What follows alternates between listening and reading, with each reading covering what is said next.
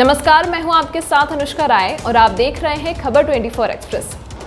प्रधानमंत्री नरेंद्र मोदी के भरोसेमंद माने जाने वाले अरविंद कुमार शर्मा को आखिरकार शनिवार को यूपी बीजेपी का उपाध्यक्ष नियुक्त कर दिया गया। हालांकि आईएएस की नौकरी छोड़कर एके शर्मा ने अब राजनीति में कदम रखा था, तो उस समय उन्हें डिप्टी सीएम से लेकर कैबिनेट मंत्री बनाए जाने तक की चर्चा थी। लेकिन एमएलसी बनने के 5 महीने बाद संगठन में एंट्री होने से साफ हो गया कि फिलहाल योगी सरकार में उनका कोई रोल नहीं रहेगा। ऐसे में इस फैसले को क्या योगी आदित्यनाथ की जीत की तरह देखा जाना चाहिए या फिर केंद्रीय नेतृत्व ने फिलहाल के लिए बीच का सियासी रास्ता निकाला है? गुजरात कैडर के आईएएस अधिकारी रहे अरविंद कुमार शर्मा ने इस साल जनवरी में एकाएक वीआरएस ले लिया था और बीजेपी से जुड़े थे। पार्टी ने उन्हें विधान परिषद का सदस्य बना दिया। एमएलसी बनने के साथ ही यह अनुमान लगाया जाने लगा कि उन्हें यूपी का डिप्टी सीएम बनाया जा सकता है, लेकिन 5 महीने के बाद भी उन्हें योगी कैबिनेट में जगह नहीं मिली। ऐसे में अब उन्हें बीजेपी का प्रदेश उपाध्यक्ष बनाए जाने को उनके डिमोशन के तौर पर भी देखा जा रहा है।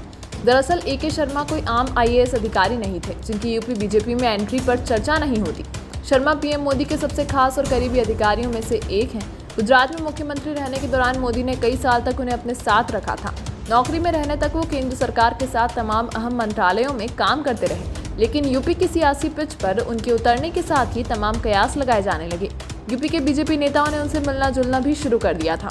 योगी आदित्यनाथ बीजेपी में पीएम मोदी और शाह के बाद सबसे ज्यादा कद्दावर नेता के तौर पर जाने जाते हैं और हिंदुत्व का चेहरा माने जाते हैं। इतना ही नहीं, आरएसएस के चहेते नेताओं में से एक भी हैं।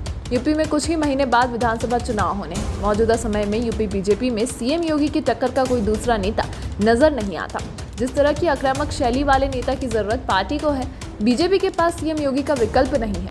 यूपी में एक समय कल्याण सिंह, कलराज मिश्रा, राजनाथ सिंह और लालजी टंडन जैसे कद्दावर नेता हुआ करते थे, लेकिन फिलहाल दूसरी कतार की लीडरशिप बीजेपी के पास ऐसी नहीं है जिसे योगी के विकल्प के रूप में आगे लाया जा सके। एके शर्मा को पार्टी का प्रदेश उपाध्यक्ष बना दिए जाने का साफ मतलब है कि फिलहाल योगी के मन मुताबिक फैसला हुआ है। सीएम योगी ने जिस मजबूती से संगठन से अपनी बात मनवाई है, उससे उनका राजनीतिक कद और बढ़ गया है। कांग्रेस से लेकर सपा तक ने तो चुटकी भी ली है कि पीएमओ छोड़कर क्यों आए थे प्रदेश उपाध्यक्ष बनने।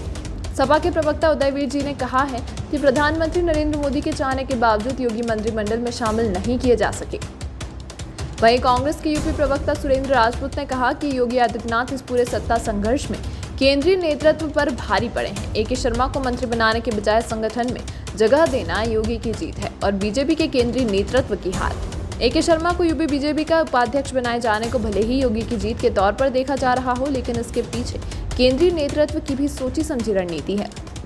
इसीलिए केंद्रीय नेतृत्व ने उन्हें सरकार की बजाय संगठन में भूमिका दी है। यूपी में अगले साल फरवरी-मार्च में विधानसभा चुनाव होने हैं। ऐसे में बीजेपी नेतृत्व की ये मजबूरी थी कि चुनाव से पहले योगी की नाराजगी या फिर पार्टी में बड़ी कलह ना हो। ऐसा होना पार्टी को भारी पड़ सकता था।